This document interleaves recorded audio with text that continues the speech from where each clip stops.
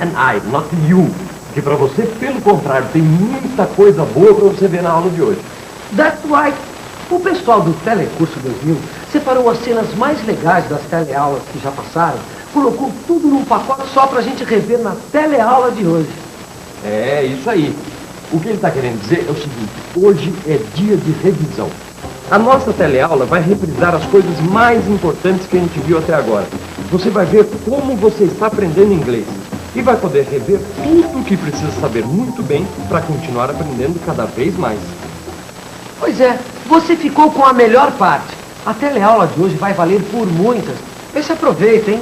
Sabe que você me deu uma boa ideia? Por que a gente não aproveita para rever também tudo que nós fizemos nessas teleaulas? Tá aí. Gostei dessa ideia. Vamos fazer a revisão todos juntos. Vamos.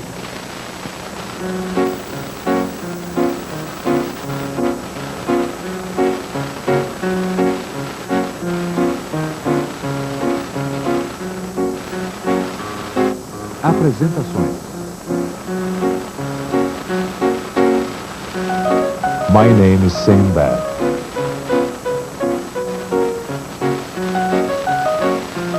My name is Jasmine.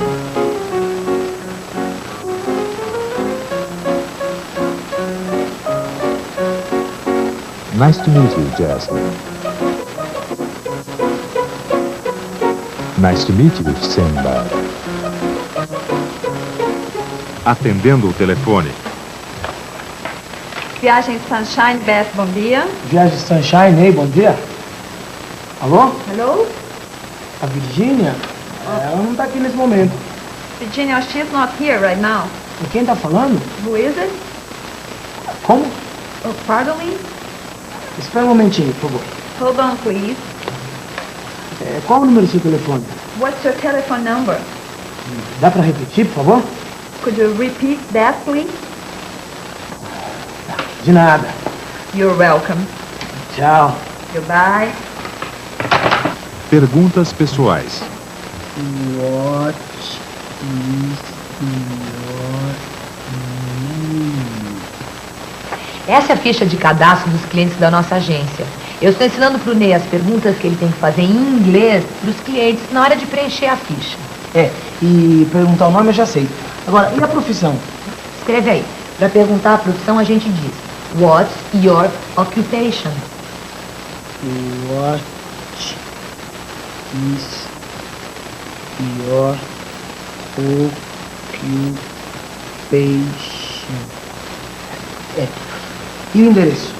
Para o endereço você diz assim: What's your address?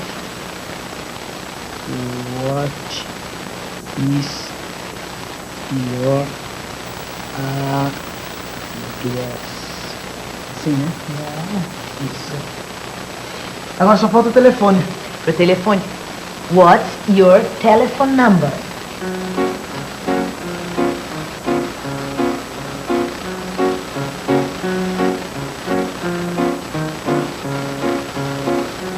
What is your occupation? I am your assistant. Ah, o puxa-saco aí é o assistente do grandalhão. Ele tá querendo mostrar a prisão para agradar o chefe.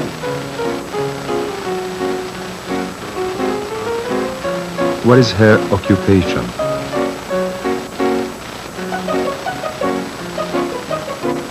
She's a doctor. Uma doctor? Como é que os caras prendem uma médica desse jeito?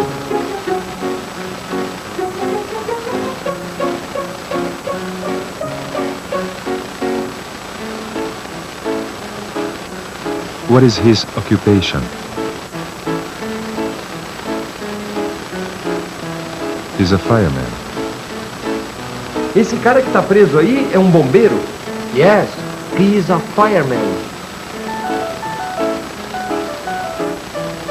Preposições in e at.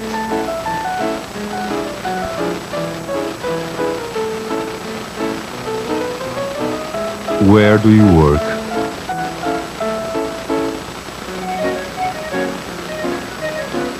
We work in a circus. We are magicians. Então eles são mágicos profissionais. Trabalham num circo. A doctor. Where does she work?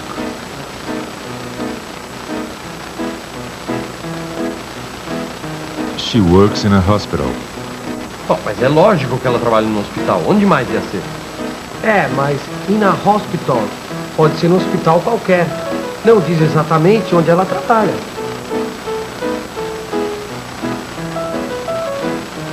I work at the Sunshine Hospital. Sunshine Hospital. Agora a gente já sabe onde ela trabalha. Ela trabalha no hospital Sunshine.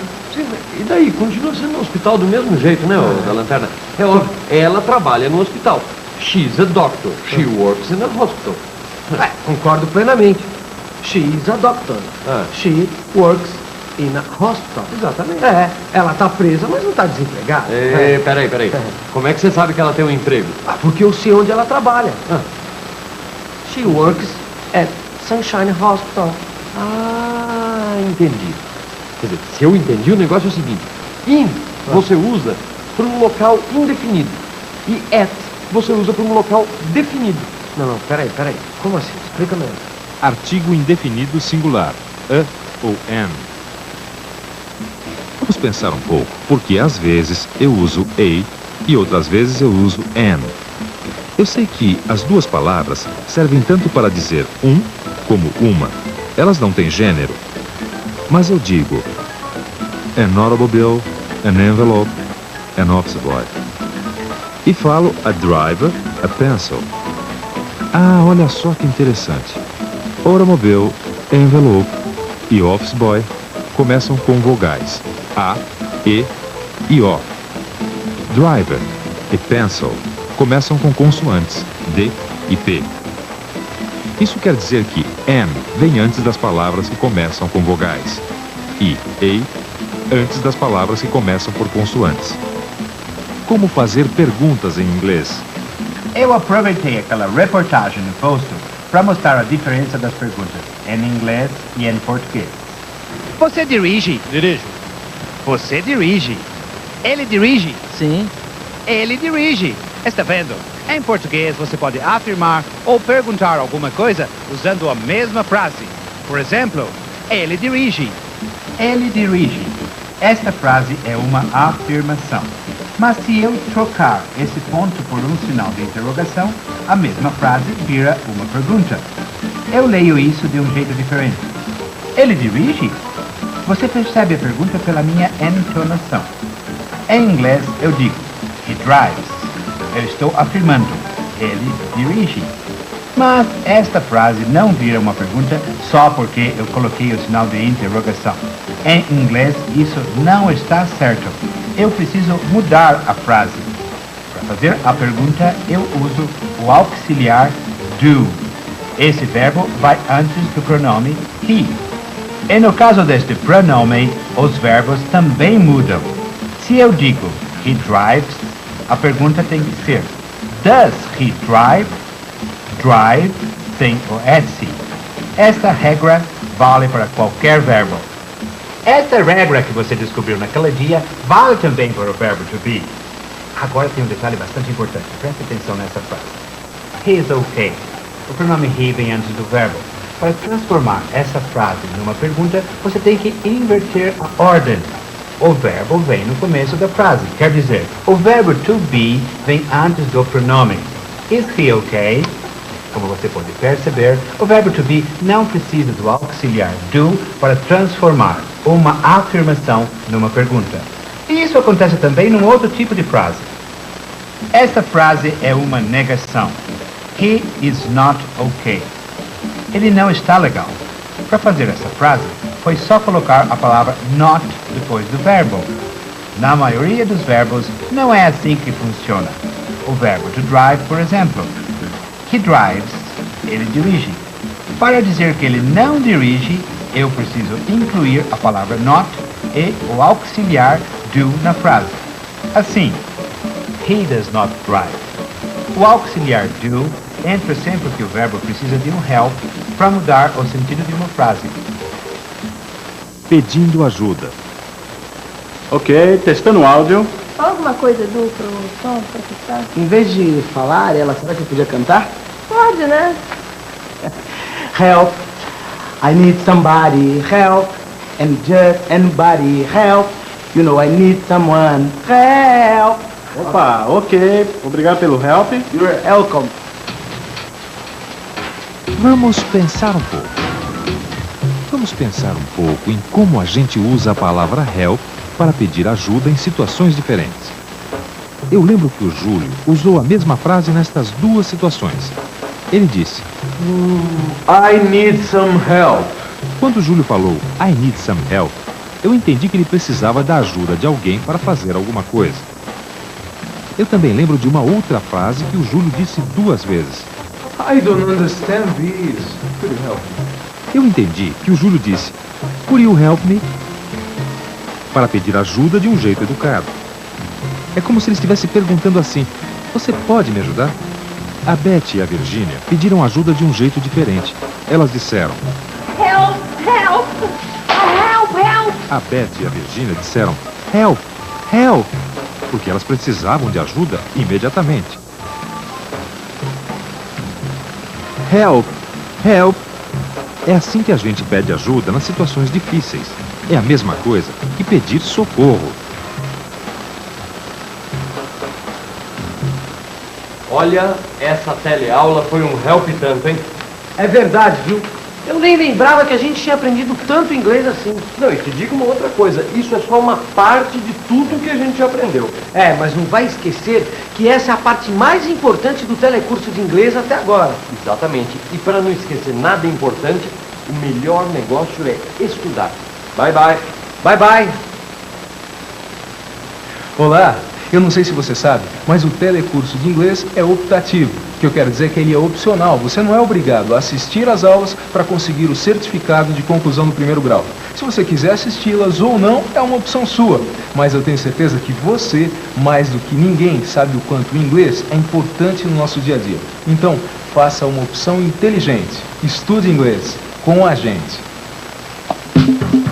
Doing now. Are you resting? Bem, você ainda não sabe o que eu estou perguntando, mas logo, logo você vai saber. Na teleaula de hoje, nós vamos aprender a perguntar o que as pessoas estão fazendo no exato momento em que estamos falando com elas. Vamos saber como identificar diferentes tipos de ações enquanto elas estão acontecendo. E isso vai ajudar a gente a conhecer palavras novas e a praticar o que a gente já sabe de inglês. E para a gente estudar inglês na teleaula de hoje, eu vou contar o que aconteceu quando eu estava fazendo uma das minhas reportagens na agência de viagens Sunshine. Oh, hi, May. How are you? Hi, Tom. Eu tô tranquilo, mas aqui na agência tá uma loucura, viu? Tá todo mundo fazendo alguma coisa. I mesmo? What is Julio doing now? Júlio? Ele ali, ó. Oh, I see. He's typing a letter. Não é isso, Julio? Pardon me? What are you doing now? I'm typing a letter. What about Virginia? Is she talking to Beth? No, Virginia is not talking to Beth. Beth is not here today. Ariella is taking her place. She is answering the telephone. And Virginia, she is talking to those customers. Virginia is talking to those customers. Ariella is answering the telephone. Julio is typing a letter. And what about you, Ney? Are you resting? Como é que é a pergunta? Quer dizer, could you repeat that, please? Oh, sure. Eu perguntei, are you resting?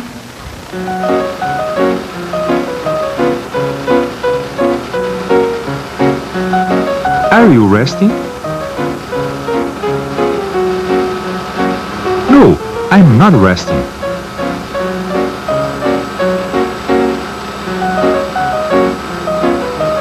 I'm eating an apple. Escuta, a gente já não viu esses dois em outro filme, não, hein? Oh, yes. Eles são marido e mulher. He is Ulysses. And she is his wife. That's right, já me lembrei deles. Mas esqueci como a mulher se chama. What's her name? Her name is Penélope. Penélope. Penélope. É isso mesmo. Era esse mesmo o nome dela. Agora, você se lembra o que a Penélope e o Ulisses estavam fazendo naquele filme? Do you remember? Yes, I do. You can.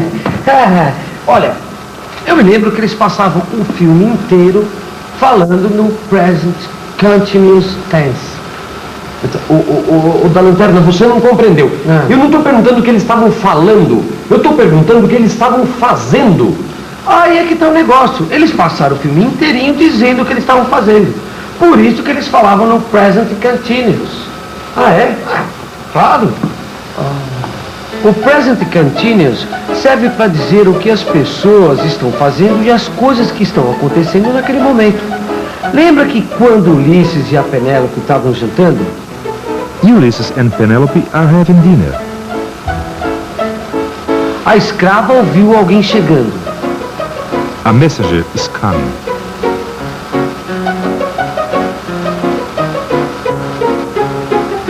E aí foi acontecendo uma coisa atrás da outra. He's reading the message.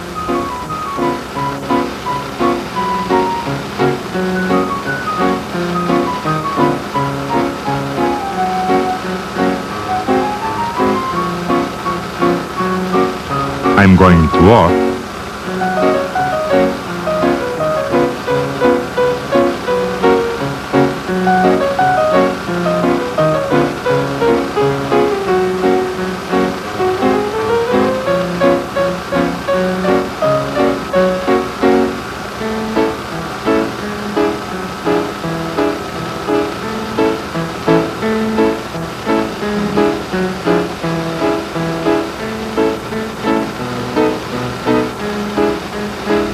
I'm waiting for my husband.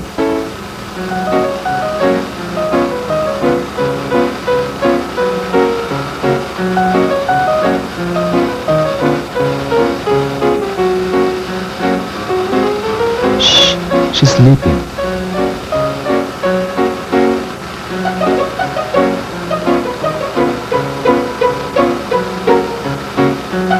Ulysses is coming back.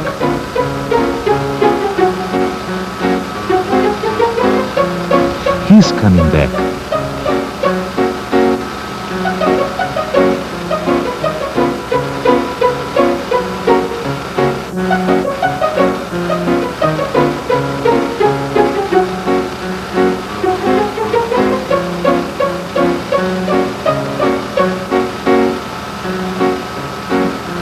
I'm kissing my wife.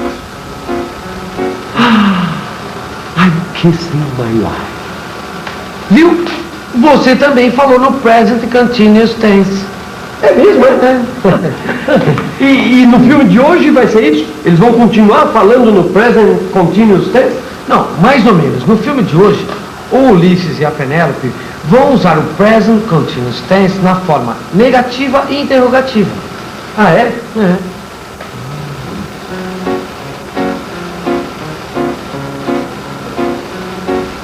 Are you dancing? Viu? Ele perguntou se ela está dançando. E para que perguntar uma coisa dessas? Tá na cara o que ela tá fazendo. She's dancing. Será mesmo? Is she dancing?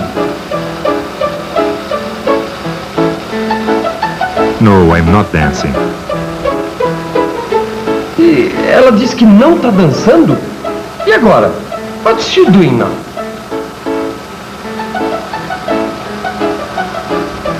I'm reading a story. Ah, acho que ela tá lendo uma história que tá escrita naquele negócio que ela tá segurando, ó. Ah, você quer dizer que ela estava lendo uma história. Agora ela não tá mais.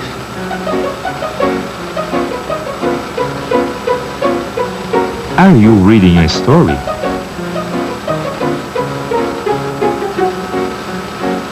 No, I'm not reading a story. I'm resting.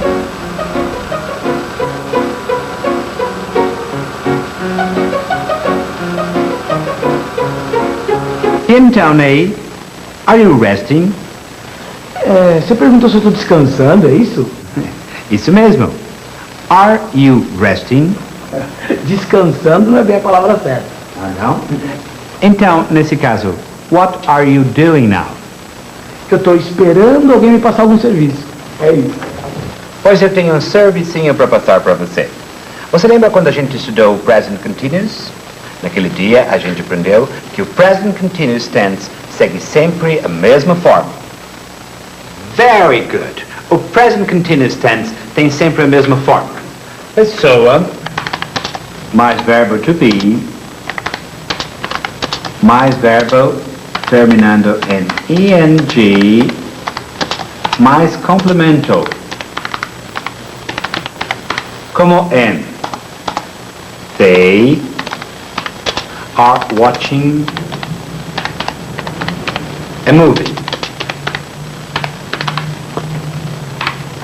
O complemento, o verbo mais ing, o auxiliar to be e a pessoa, ou seja, o nome de alguém, de alguma coisa ou um pronome. Tudo isso faz parte do present continuous tense quando a gente usa a forma interrogativa ou negativa. Bem, mas as coisas ficam um pouquinho diferentes. Quer ver só? Vamos, por exemplo, pegar esta pergunta. Are you reading a story? Você está vendo as diferenças do present continuous na forma interrogativa? Primeira coisa, a frase começa com a palavra are. Quer dizer, com o verbo auxiliar to be. Depois vem o sujeito da frase, o pronome you. To read é o verbo principal. Mas, como a gente está usando o present continuous, depois do verbo principal vem o ing. Por isso, em vez de read, a gente escreve reading. Reading o quê? A story. Certo. Então, story é o complemento da frase. Por último, como é uma pergunta, vem o sinal de interrogação. Então, é isso que a gente tem na frase. Are you reading a story?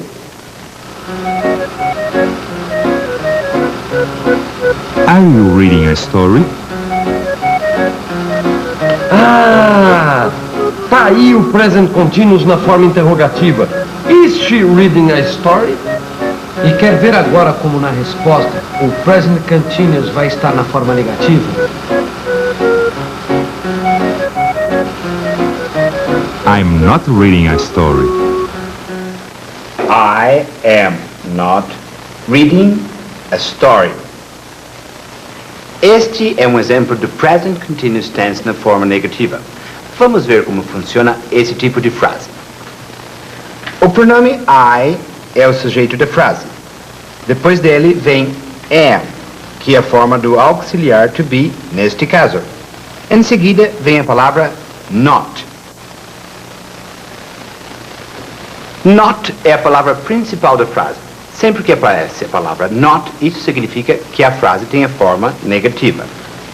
I am not. Eu não estou.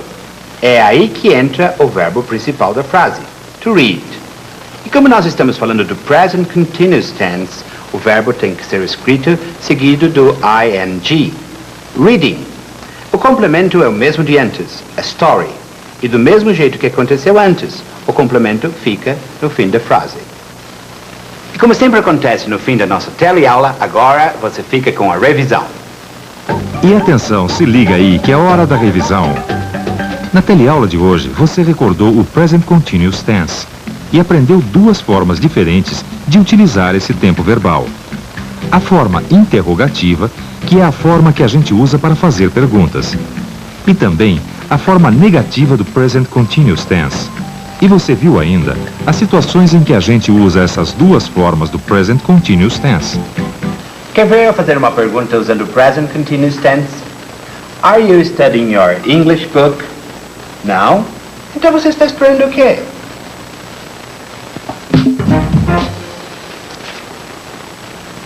Hoje eu não quero nem saber de trabalhar. Today I'm taking the day off. Mas você tem muito que aprender com a teleaula de hoje. O nosso assunto do dia é saber identificar o que as pessoas fazem normalmente. Vamos falar dos hábitos cotidianos. E vamos aprender como se explica em inglês que uma pessoa está fazendo algo diferente do que ela faz normalmente. Eu sempre encontro as pessoas que eu quero entrevistar, mas teve um dia que eu estava sem sorte. Agora eu lembro, foi terça-feira.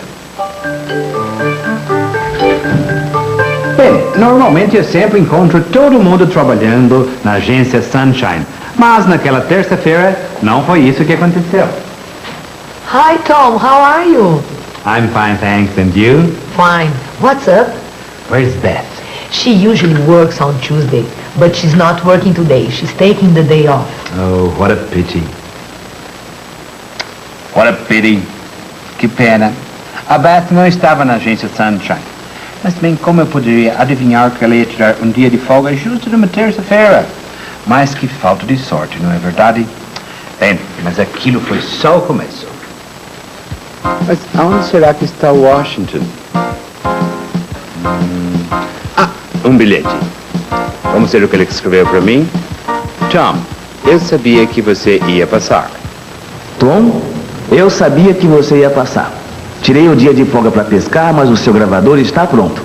Faz um teste para ver se ficou bom. Um abraço, Washington. Um abraço, Washington. Mas quem diria pescaria em plena terça-feira? Parece que hoje ninguém quer trabalhar. Pois é. Pois é mesmo, senhorita Diana. You are not working today. I usually work at the Carters, but today I am taking the day off. I am taking the day off. Estou tirando o dia de folga. É justamente isso que a expressão quer dizer. To take the day off, tirar o dia de folga. Vamos ver em que situações essa expressão apareceu hoje. Vamos pensar um pouco. Vamos pensar um pouco nas situações com a expressão day off. Quando o Tom foi procurar a Beth na agência Sunshine, a Virginia disse para ele: "She usually works on Tuesdays. But she's not working today. She's taking a day off." A Virginia usou a palavra usually para dizer que a Beth normalmente trabalha nas terças-feiras. Isso quer dizer que a palavra usually indica uma ação habitual, uma ação que se repete frequentemente. A mesma coisa aconteceu quando o Tom foi buscar o gravador na oficina do Washington. A Diana disse: "He usually fixes machines, but today he's taking the day off." Today he's fishing. He usually fixes machines. Esta frase descreve o que o Washington faz normalmente e está no simple present. He usually fixes machines. But today he's taking the day off. Pelo jeito, a palavra but é a mesma coisa que a palavra mas que a gente tem em português. A palavra but está indicando que algo não está acontecendo como é de costume. Hoje, o Washington não está trabalhando, ele está pescando. E para falar desta ação que está acontecendo hoje, eu tenho que usar uma frase do present continuous. He is fishing. Esta frase está escrita no present continuous. Muito bem, a gente pode usar frases no present continuous para descrever ações que mudam uma rotina. E para descrever ações que são típicas de uma rotina, a gente pode usar o simple present. Olha, você vai entender melhor tudo isso dando uma espiadinha em situações que envolvem os personagens da agência Sunshine. Hoje eu vou ter que ir para a agência Sunshine de ônibus. Aí, ó, furou o pneu da minha bicicleta. May usually goes to work by bicycle, but today he's going by bus. A gente usa o simple present para dizer May usually goes to work by bicycle. E quando a gente diz but today he's going by bus, a gente está usando o present continuous. Vamos ver agora o que acontece normalmente e o que está acontecendo hoje com o Júlio. Hoje eu tô atrasado e já são 10 da manhã. Every day at 9 o'clock, Julio takes the bus. Eu disse isso no simple present porque pegar o ônibus todos os dias às 9 da manhã faz parte da rotina do Julio. But today, he's taking a taxi. Hoje, o Julio saiu da rotina. Por isso, eu usei o present continuous. Presta atenção agora no que acontece com a Virginia. Eu normalmente tomo um cafezinho de manhã, mas hoje me deu uma vontade de tomar um chá. Virginia drinks a cup of coffee every morning. Essa frase está escrita no simple present, porque todas as manhãs a Virginia toma uma xícara de café.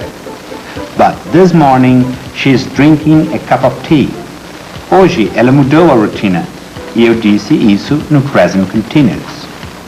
Outro exemplo de present continuous que você já conhece é o que eu estou fazendo agora.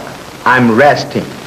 Bem, para mostrar para você que eu não vou passar a teleaula de hoje inteirinha sem fazer nada, eu vou comentar mais algumas expressões inglesas que foram aportuguesadas. ou seja, que fazem parte do dia a dia dos brasileiros.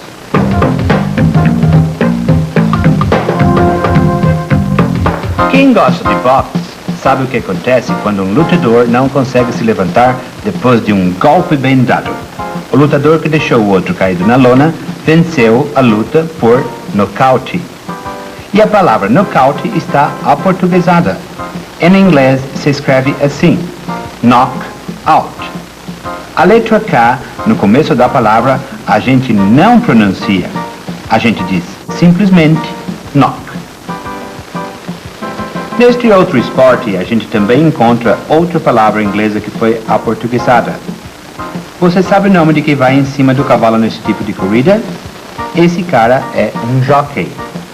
Em inglês, a gente escreve jockey de um jeito muito parecido. E o jeito de falar também não é muito diferente. Jockey. Esse cara que é pau para toda obra e que enfrenta até mesmo um campo de batalha de verdade, a gente conhece no Brasil pelo nome de Jeep. E Jeep é, na verdade, uma marca de carro. Jeep. A única diferença é que em inglês a gente tem que escrever com J maiúsculo e com 2 Es no lugar do I. E os fãs e as fãs que deliram diante dos seus ídolos, como nesta imagem que você está vendo. Mal sabem eles que a palavra fã também vem do inglês. Fan, que é uma forma abreviada da palavra fanatic, que está na cara, que quer dizer fanático. Se você é fã de Roberto Carlos, isso significa que você é fanático ou fanática por ele. Olha, eu sou muito mais o Pelé. Significa que eu sou fanático por ele. Bem, mas essa altura do campeonato, você já deve ser fã das nossas revisões na teleaula, não é verdade? E atenção, se liga aí que é a hora da revisão.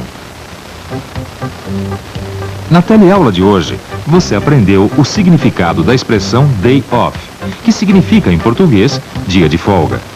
Você viu que para descrever as ações rotineiras das pessoas, nós usamos frases no simple present. E que nessas frases, as palavras always e usually são as que indicam que as ações descritas ocorrem normalmente na vida das pessoas. Já a palavra but indica que algo não está acontecendo como é de costume. Ela significa a mesma coisa que a palavra mas em português. E quando descrevemos ações que fogem da rotina e da normalidade da vida das pessoas, utilizamos frases no present continuous tense. Além disso, você descobriu hoje que algumas palavras muito conhecidas em português são versões aportuguesadas de palavras da língua inglesa. Bem, eu sempre digo para você estudar o seu livro de inglês depois da teleaula. Mas, como hoje eu tirei o dia de folga, eu apenas vou dizer bye bye e até a próxima. Você já me conhece bem. Sabe que meu nome é Washington e sabe o que eu faço normalmente.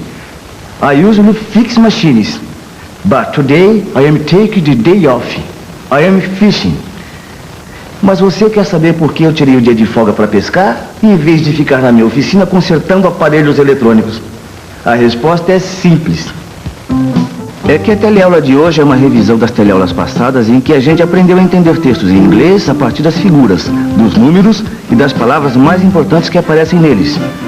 Você vai recordar as estratégias que você pode usar para descobrir as informações que interessam em manuais técnicos, catálogos de viagens e outras coisas mais. Pois é. Essas coisas que a gente vai lembrar não são só importantes para você aprender melhor o inglês. Essas informações são muito práticas. Elas podem ser aplicadas em muitas situações do seu dia a dia e do seu trabalho. Por isso, fique ligado na teleaula que o mar hoje está para peixe. Figuras e esquemas. O manual do aparelho está todinho escrito em inglês. Mas eu consegui entender as instruções para gravar a mensagem. E como é que você fez isso, Washington? Ué, do mesmo jeito que eu faço com qualquer outro aparelho. Então quer dizer que esse seu jeito de entender o manual da secretária eletrônica serve então para também a televisão, para o rádio, gravador, videocassete e tudo? Perfeitamente. Serve para tudo isso e muito mais. O sistema é o mesmo para qualquer tipo de aparelho. Então, por favor, Washington, explique para mim como é esse seu jeito de entender os manuais. Como eu já expliquei antes para você, a primeira coisa que eu faço é olhar as figuras e ver se eu entendo alguma coisa. Olha bem para esta figura com o desenho do aparelho. A gente percebe de cara que tem uma coisa muito fácil de entender nesse desenho. Que coisa? Os números. Olha aqui. 1, 2 e 3. Ninguém precisa saber inglês para reconhecer esses números. E nem precisa ser um gênio para desconfiar que esses números são importantes. Presta atenção. O número 1 está mostrando este botão aqui, o REC. O 2 e o 3 tem uma linha que indica o botão OGM. Olha aqui, o botão OGM é REC. E para gravar a mensagem na secretária, eu vou precisar do botão REC OGM. 1 REC, 2 e 3 OGM. Agora repara numa coisa que eu descobri aqui. 1 e 1. 2, outra vez o 2. 3 aqui e 3 aqui também. Olha só. 1, 2, 3 aqui. 1, 2 e 3 aqui de novo. Compreendeu o raciocínio? Uma coisa está ligada na outra. Os números estão dizendo a sequência que eu preciso seguir para fazer a gravação. Bem, é o que está parecendo. Mas essa coisa dos números não pode ser só uma coincidência. De jeito nenhum. Você tem certeza? Certeza absoluta. Tem que pensar um pouco para perceber isso. Vamos pensar um pouco. Vamos pensar um pouco nos números que aparecem neste manual de instruções. No desenho, os números estão mostrando os botões do aparelho que servem para gravar a mensagem. Mas pelo que eu estou vendo aqui, tem mais números que botões. O 2 e o 3 estão juntos no mesmo botão, OGM. Deve ter algum motivo para isso. Deixa eu ver se dá para descobrir alguma coisa com isso aqui. Os números são iguais, 1, 2 e 3. Mas o 2 e o 3 não estão juntos, e cada um está dizendo uma coisa diferente. Deixa eu copiar essas frases para ficar mais fácil. Aqui está escrito 2, hold down OGM. E aqui, 3, release OGM. Mesmo sem saber inglês, dá para ver a diferença. Esta frase não é igual a descobri. OGM aparece escrito nas duas frases. Elas estão dizendo coisas diferentes, mas estão falando do mesmo assunto, o botão OGM. E o número 1 está dizendo alguma coisa sobre o outro botão. 1, press record. 1, 2 e 3 só podem ser as instruções para gravar a mensagem. Primeiro, eu tenho que fazer alguma coisa no record. Depois, eu preciso usar duas vezes o OGM para fazer duas coisas diferentes. Palavras-chave. Que com a ajuda das figuras, dos números e das palavras que a gente conhece, dá para entender quase tudo que tem no folheto em inglês. And how much is it? Bom, pelo jeito, how much is it quer dizer quanto custa, né? E olha só como é fácil você saber o preço da viagem. É só procurar pelo valor, que geralmente vem em dólar, que é o dinheiro americano. Ó, esse símbolo aqui, ó, quer dizer dólar. This is the boat you take to the jungle. Oh, so this is the boat. Você viu que ela falou boat, apontando para a foto do barco? É que tem um passeio de barco no Rio Amazonas, incluído no preço da viagem. E aqui tem os dias da semana e os horários dos passeios. May I help you? Oh, por favor, me ajuda a encontrar minha agenda novinha que eu perdi, caiu aqui, eu não sei onde é que...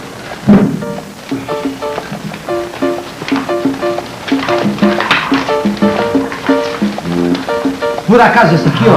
Ah, essa mesmo! Thank you! You're welcome!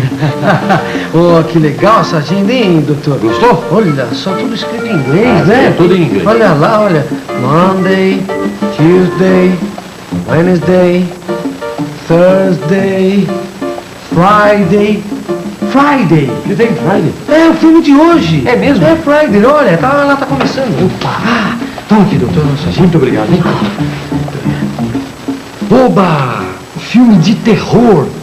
Friday 13. Ó, peraí. Se o filme é de terror e Friday é um dia da semana, Friday 13 só pode ser sexta-feira 13, não é?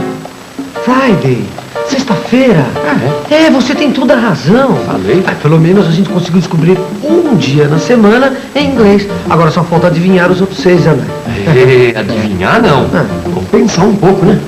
Vamos pensar um pouco para aprender os dias da semana em inglês. Eu sei que Friday é sexta-feira. Antes de Friday, vem Thursday. Em português, antes da sexta, vem a quinta-feira. Depois de Friday, vem Saturday. Sexta, sábado. Agora eu só preciso fazer a mesma coisa com os outros dias. Sunday é domingo. Monday é segunda. Tuesday, terça. E Wednesday, quarta. Monday, Tuesday, Wednesday, Thursday, Friday, Saturday, Sunday. Pronto, já sei o nome dos dias da semana em inglês. Agora que eu já sei os dias da semana em inglês, fica fácil saber quando é que vai ter passeio de barco lá no Rio Amazonas. Ó, aqui tá Tuesday, Thursday, Saturday e Sunday. Quer dizer, terça, quinta, sábado e domingo. E aqui tem os horários, ó, tem 11 AM e 2 PM. Mas agora eu não sei o que é isso, porque sempre tem essas letras aqui depois do horário. Como é que eu vou saber se é 11 da manhã e 2 da tarde ou se é 11 da noite e 2 da madrugada? Aí, tá vendo? Se eu fosse americano, ficava fácil descobrir o que é esse AM e esse PM, mas eu não sou americano. Como é que eu vou saber? Perdão, desculpa intrometer na conversa, mas eu preciso dizer uma coisa. Mesmo se o Ney fosse americano, ele não ia poder fazer isso que ele está dizendo. Não, mas por que não? Porque AM e PM, ou AM e PM, como ele disse, não são abreviaturas de palavras inglesas. São siglas que vêm do latim. AM é ante-meridian, ou seja, antes do meio-dia. E PM é post-meridian, ou seja, depois do meio-dia. Então eu já sei um jeito de guardar isso para não esquecer nunca mais. Ó, M é meio-dia, A de ainda e P de passou. Então eu vou guardar assim, AM ainda não é meio-dia e PM já passou do meio-dia. Como reconhecer instruções? Take Bob to the park. Read a story to Bob. Feed Bob. Put Bob to sleep at 2 o'clock p.m. Você deve estar lembrado que Bob é o nome do filho daquele casal americano, a Beth e o David Carter. Eu sou a Diana, a babá do menino. E quem me ligou agora há pouco foi a mãe dele. Repara bem nas coisas que ela me disse. Take Bob to the park. Read a story to Bob. Feed Bob. Put Bob to sleep at 2 o'clock. Todas as frases começam com um verbo. Take, read, feed e put são verbos da língua inglesa. Aposto que isso não é uma coincidência. Deve haver algum motivo para todas essas frases começarem com verbo. Será que é porque todas elas dizem coisas que eu devo fazer hoje? Put Bob to sleep at 2 o'clock p.m. Coloque Bob para dormir às 2 da tarde. Realmente essa frase está me dizendo o que eu devo fazer hoje. E começa com o verbo put Bob. Essa outra frase aqui diz o seguinte: take Bob to the park. Take Bob to the park. Read a story to Bob. Read a story to Bob. Feed Bob. Feed Bob. Feed me. Could you feed me? Thank you. Você notou a diferença entre as duas frases que eu acabei de dizer? Quando eu disse, could you feed me, eu fiz um pedido, eu pedi um favor. Quando eu disse, feed me, foi como se eu tivesse dado uma ordem, uma instrução. Esta frase não tem a palavra you antes do verbo feed, e nem precisa ter. Esse tipo de frase começa direto com o verbo, porque se trata de uma instrução, um comando. E sempre que eu estou dando uma instrução, estou me dirigindo a você. You. Ei, you. Não adianta nada a gente revisar aqui as teleaulas se você não revisar aí no seu livro de estudos o que você já sabe de inglês. Até a próxima. O nosso telecurso de inglês está quase acabando. Então a gente está fazendo uma revisão dos temas mais importantes que a gente viu até agora nas nossas teleaulas. Hoje a gente vai rever algumas coisas que você precisa saber bem direitinho. Então presta atenção no que você vai rever hoje. A teleaula de hoje vai fazer uma revisão de algumas estratégias de comunicação. Vamos rever cenas que mostram as situações de comunicação que a gente viu na primeira fase do nosso telecurso de inglês. Vamos relembrar como usar corretamente os pronomes this, that, this e those. Recordar a utilização do verbo auxiliar can e ver de novo como entender mensagens enviadas por fax. E para começar a revisão de hoje, eu vou lembrar como foi o encontro do meu personagem Ney com aquele garotinho americano sapeca, o Dylan. Vamos rever esse encontro? What are these? That is... Not that, man, these. This, these, that, those. What is this? Não é essa pergunta aqui que me preocupa. O que mais me preocupa é uma outra pergunta. Mas qual é o problema? Ei, oi. What is this, ô, da lanterna? Não, calma. O que tá fazendo com os meus sapatos? Eu posso saber? Não, calma, eu vou te explicar. Olha, um sapato, shoe, certo? Right. 2 sapatos, shoes, right? Certo, e daí? What is this? Você sabe muito bem. That is a shoe. Yes. This is a shoe. Ok. Agora responda. What are these? Hã? Vamos pensar um pouco. Vamos pensar um pouco nas palavras this e those. Eu acho que elas têm a ver com outras 2 palavras que eu já conheço. This e that. This eu uso para falar de uma coisa que está perto de mim. What is this? This is a pen. E that eu uso quando uma coisa está longe de mim. What is that? That is a pen. This, that, this is a pen, that is a pen. E se forem 2 canetas, eu tenho que mudar as frases. Pen vira pens. Is vira are. This vira these. E that vira those. What are these? These are pens. What are those? Those are pens. Those, longe de mim. These, perto de mim. These, perto de mim, tá certo? Aí eu pergunto, what are these? Aí você me responde o quê? Eu respondo, those are shoes. My shoes, entendeu? E pode ir passando isso pra cá. E aí, tem graça agora. Então agora eu pergunto pra você, what are those? E eu te respondo. Porque fica perto de você e longe de mim. Tá bom, não é e isso? eu te respondo, these are shoes. My shoes. E agora eu falo isso porque eles estão comigo, entendeu? Comigo. E se você pegar o meu sapato de novo... Não, peraí. Leva esse sapato pra lá. Com o chulé que você tem, você pode acabar matando alguém. Can, cannot. Oh, you can use the computer. Yes, I can. Eu acho que eu resolvi a parada. Sempre que ele faz uma pergunta pra mim que começa com can, é porque ele quer saber se eu sei ou não sei fazer alguma coisa. Quando eu sei, eu digo yes, I can. Quando eu não sei, eu digo no, I can't. Can you use the fax machine? Yes, I can.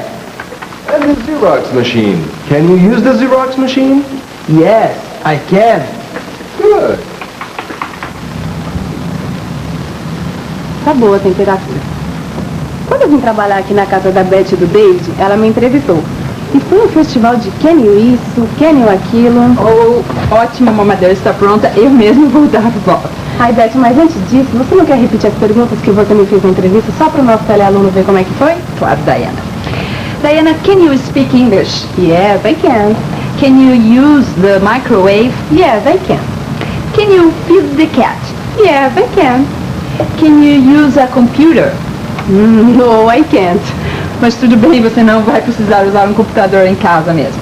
Está contratada. Você reparou que usando o verbo can, você pode perguntar sobre as habilidades de uma pessoa, o que ela sabe ou não fazer? Vamos pensar um pouco. Eu já aprendi que o verbo can serve para falar do que a gente sabe fazer. E deu para ver também que ele é um verbo que não muda nunca. Tanto faz eu usar I, you, he, she, it no singular, quanto we, you e they no plural. O can não muda nunca. Se eu quiser responder que não, preciso acrescentar um not depois do can. Assim, cannot. Tanto na linguagem falada quanto na escrita, geralmente é usado em contração, can't. Se eu quiser fazer uma pergunta, eu devo inverter a posição do can. Ele vem antes da pessoa e colocar um ponto de interrogação no fim. E agora? Can you use the verb can? Yes, I can. Responder é moleza, né, chefe? Quando eu sei eu falo yes, I can. Quando eu não sei eu falo no, I can't. Isso mesmo. Mas e quando eu faço uma pergunta sobre uma outra pessoa? Bom, aí... Muitas vezes, além de escrever matérias para minha revista, eu faço reportagens para a televisão. A reportagem de hoje é sobre os descendentes de imigrantes japoneses. Eu quero saber se os descendentes de japoneses no Brasil sabem falar japonês. Muito bem, eu vou perguntar em português, mas o programa vai passar lá nos Estados Unidos com legendas. Veja só como fica. Você sabe falar japonês? Sim, eu sei. Eu não sei. Ele sabe. Ele não sabe. E vocês sabem falar japonês? Sim, nós sabemos. Não, nós não sabemos. Eles sabem. Eles não sabem. Como você pode ver, o verbo can serve para perguntar se a pessoa sabe fazer alguma coisa. Quer dizer, se ela tem uma habilidade. Bem, esse é o tipo de pergunta que resolve muitos problemas. From to. Olha lá, 25th é o dia do mês. January é o mês do ano. O ano é 1920. É só uma data. Ah, é por isso que a espiã não tá nem aí com isso, né? Ah, pra mim tem mais coisa por aí. A data é só o começo. Olha lá, o que será que tá saindo escrito agora, hein? From boss to spy. Opa, agora ela ficou ligada, hein? Claro, o chefe aqui tá mandando a mensagem pra ela. Como é que você sabe? Tá escrito. Ó, tá escrito lá. From boss do chefe. To spy. Para espiã. Será que é isso mesmo? É isso mesmo. From é de onde vem o fax. To é onde chega o fax. Quer ver? Olha, esse aqui, por exemplo. Aí, ó, depois da palavra to, tem o sobrenome da pessoa para quem é o fax. Então tá, MRS Carter, que é a Beth. Ela que é a senhora Carter. E como você sabe que MRS quer dizer senhora? Ah, porque a Beth me explicou. Olha, esse negócio de abreviatura que vem antes do sobrenome funciona mais ou menos assim. MR é para homens, MS é para as mulheres. Tanto faz se elas são casadas ou solteiras. E o que mais se usa hoje em dia para as mulheres casadas é MRS. E para solteiras, Miss. Ó, eu vou te mostrar esse outro fax aqui para você ver como eu sei. Aqui tá, From MR Thompson, ATT MS Correia. Correia é o sobrenome da Virgínia. O que quer dizer que MS é para mulher. E eu sei que esse Thompson é homem porque MR quer dizer Mister. Então, é do senhor Thompson. E por que nesse fax está escrito ATT antes do MS Correia? Essa não é a abreviatura de attention? Ah, não, mas é que tem gente que usa ATT e tem gente que usa tu. Mas no fundo dá no mesmo. Ah, dá no mesmo? Dá sim. Porque tanto faz você dizer que o fax é para a Virgínia ou que o fax é aos cuidados da Virgínia. Right? Right. To e attention servem para a mesma coisa. Essas palavras indicam quem é o destinatário do fax. E from indica quem envia o fax. É como se fosse o remetente de uma carta. Olha só. From Botelho Carvalho to Mr. Thomas J. O'Connor. No remetente não é necessário colocar o Mr., mas no destinatário a gente escreve a abreviatura como está feito neste envelope. Em inglês a gente não escreve to e from no envelope da carta. Olha só. O mais interessante das cartas nos Estados Unidos e na Inglaterra é que o remetente também fica na frente do envelope, aqui neste cantinho. From James A. Longleg to Mr. Thomas J. O'Connor. Now I have a message from me to you. Uma mensagem minha para você. Aproveita esse monte de coisa que a gente revisou hoje para estudar mais e melhor tudo que você já sabe de inglês. See you! Essa é a nossa última teleaula de inglês do primeiro grau. E também é a última revisão para reforçar os conhecimentos que nós temos da língua inglesa. Na teleaula de hoje, a gente vai relembrar os melhores momentos da sessão WhatsApp. Você deve estar lembrado de que a gente estudou muitas palavras em inglês que todo mundo está acostumado a ouvir e a usar aqui no Brasil, mesmo que seja de um jeitinho bem brasileiro.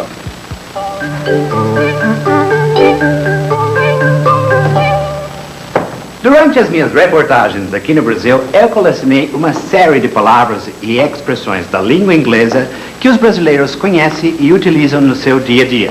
Muito bem, daí então eu resolvi escrever um artigo para o meu jornal lá nos Estados Unidos falando sobre esse assunto. E o título desse artigo é justamente uma expressão que você aprendeu aqui no Telecurso 2000, WhatsApp.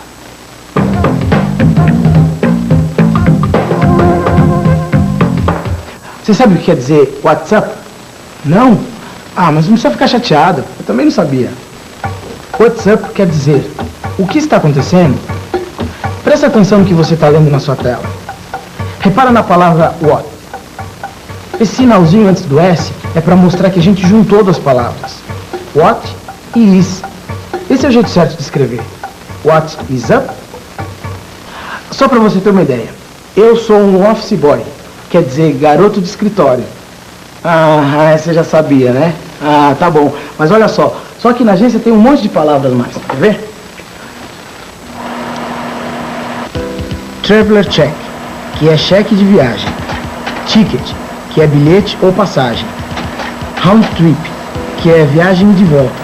E check-in, que é aquele lugar onde você entrega a sua bagagem quando vai viajar. Outra expressão inglesa cada vez mais comum aqui no Brasil é videogame.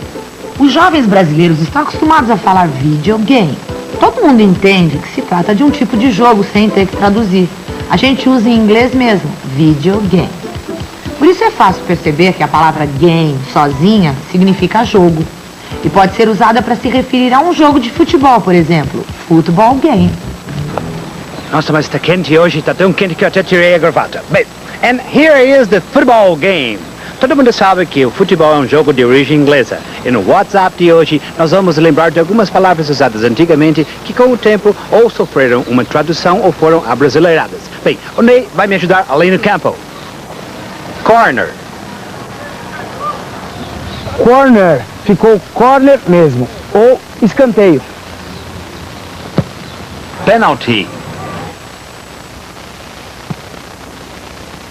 Bom, pênalti ficou pênalti mesmo, né? Ou então penalidade máxima.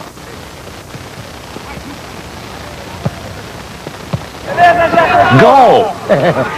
Em português, gol. E agora algumas posições dos jogadores. Back. Back. Half direito. Em inglês, o nome dessa posição é halfback. Mais ao lado que o jogador atua no campo, que é o direito. Com o tempo, o nome foi todo aportuguesado e virou... meia direita. Half esquerdo. Aqui também o nome halfback, mais o lado que o jogador atua, foi aportuguesado pela metade. Hoje, o nome usado para essa posição é... meia esquerda. E lazer é comigo mesmo, principalmente quando o lazer é esporte. E esporte, em inglês, é uma palavra muito parecida em português, porque é só você tirar os dois Es. E a pronúncia também é parecida. Em vez de você falar esporte, você fala esporte. É, legal, né? E você já reparou a quantidade de esportes que tem nomes em inglês abrasileirados? Hand e ball. Deu handball. E em português, handball. E o legal é que em português a gente também fala o H aspirado. Handball.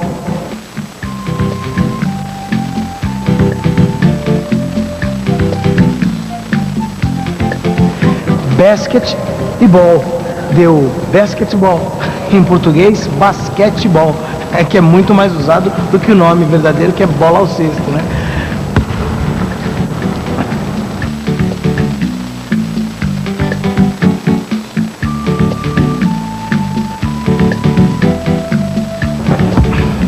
vôlei. E ball deu voleibol. Em português, vôlei ou voleibol. Agora me deu uma dúvida. O que será que quer dizer vôlei? Bom, vou parar o meu lazer um pouquinho para aprender, né? Deixa eu ver aqui, vôlei. Tá aqui. O sentido que me interessa tá aqui, no verbo 3. Rebater uma bola antes de ela tocar o chão. Não é à toa que não traduziram, né? Já imaginou você falar, hoje à tarde eu vou assistir uma partidinha de rebater a bola antes dela tocar o chão? Não ia dar certo.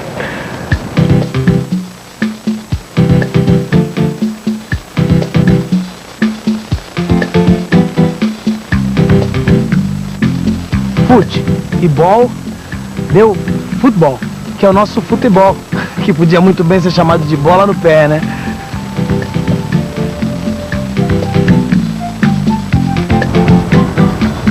E para terminar, um esporte que eu nunca entendi direito, mas que eu já cansei de ver no cinema, que é o beisebol. E o nome é por causa dessa base aqui, que você escreve que nem em português, só que em inglês você fala base. E não importa se você está escrevendo em inglês ou em português, o nome do esporte é o mesmo, beisebol, tá certo? Era isso que eu tinha pra falar pra vocês. Ei, Ney, você vai deixar todo esse material esparramado aí? O que tem? Tem algum problema? Acho que isso responde a minha pergunta, né? That's right, be careful. Quem gosta de boxe sabe o que acontece quando um lutador não consegue se levantar depois de um golpe bem dado. O lutador que deixou o outro caído na lona venceu a luta por nocaute. E a palavra nocaute está aportuguesada. Em inglês se escreve assim, knock out. A letra K no começo da palavra a gente não pronuncia. A gente diz simplesmente knock. Neste outro esporte a gente também encontra outra palavra inglesa que foi aportuguesada. Você sabe o nome de quem vai em cima do cavalo nesse tipo de corrida? Esse cara é um jockey. Em inglês, a gente escreve jockey de um jeito muito parecido. E o jeito de falar também não é muito diferente. Jockey. E por falar em jockey, a gente lembra de disc jockey, que é a pessoa que toca e troca os discos nas rádios e nos bailes. E também nos bailes de música bem brasileira, a gente encontra palavras que têm origem no inglês. E o melhor exemplo disso é o forró. A palavra forró apareceu no norte do Brasil numa época em que o inglês era o idioma falado pelos estrangeiros que viviam por ali. Na entrada dos bailes, eles colocavam um aviso em inglês dizendo for all, que em português significa para todos. Mas para o povo que não sabia inglês, aquelas palavras eram um sinônimo de baile. E no sotaque do povo, for all acabou virando forró. O nome desse baile que você está vendo, It's Forró.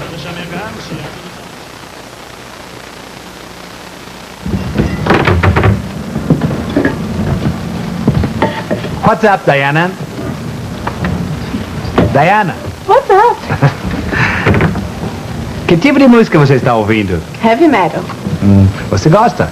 Eu não gosto muito, é que essa fita aqui eu ganhei de presente. Eu prefiro dance music. O que mais você gosta? Eu gosto um pouco de rock and roll. A Diana gosta um pouco de rock and roll.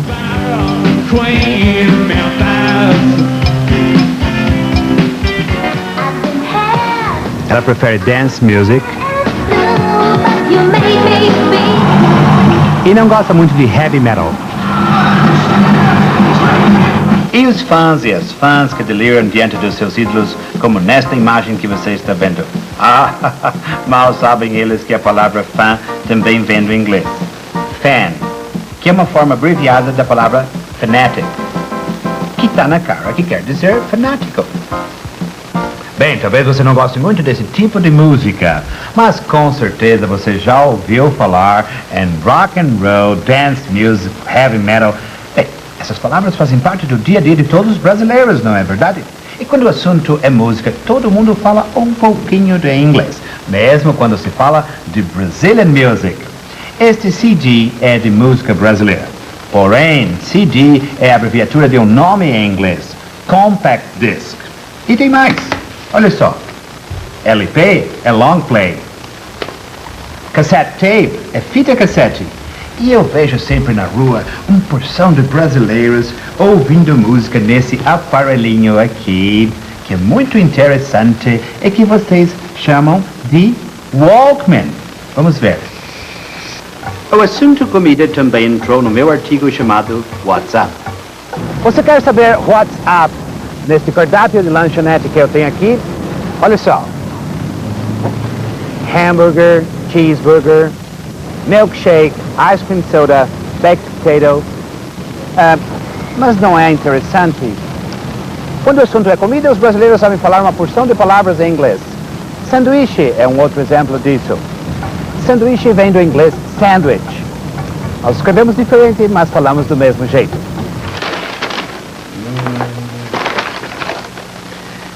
Bem, mas antes de eu começar a comer o meu sanduíche, deixa eu terminar a nossa última teleaula de inglês do primeiro grau.